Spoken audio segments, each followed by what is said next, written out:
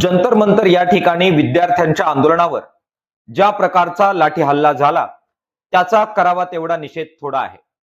हा निषेध व्यक्त करण्यासाठी आणि केंद्रीय शिक्षण मंत्री धर्मेंद्र प्रधान यांनी राजीनामा द्यावा, यापुढे होऊ घातलेले सर्व पेपर आणि परीक्षा या योग्यरित्या घेतल्या जाव्यात, या प्रमुख मागण्यांसाठी ही राज्यव्यापी निदर्शने करण्यात येणार आहे.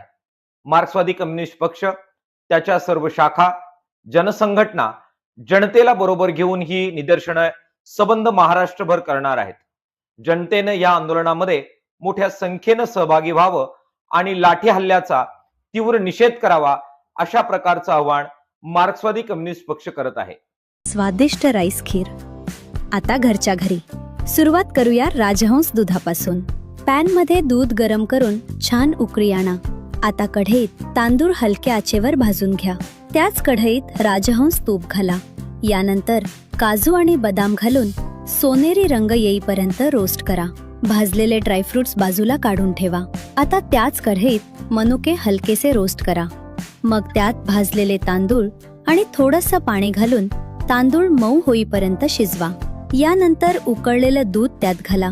सगळं मिश्रण छान एकजीव करा. आवडीनुसार साखर घालून पुन्हा हलक्या हातानं मिक्स करा. आता रोस्ट केलेले काजू, बदाम आणि मनुके घालून खीर मंद आचेवर उकळू द्या. हळूहळू खीरीला रिच आणि क्रीमी टेक्स्चर येऊ लागतं. तयार खीर बाउलमध्ये सर्व्ह करा. वरून ड्रायफ्रुट्स घालून सुंदर गार्निशिंग करा. प्रत्येक चमच्यात गोडवा आणि घरगुती स्वादाची खास मजा. फॅमिली सोबत नक्की एन्जॉय करा ही रिच राईस खीर. राजहंस, चवीत परंपरा.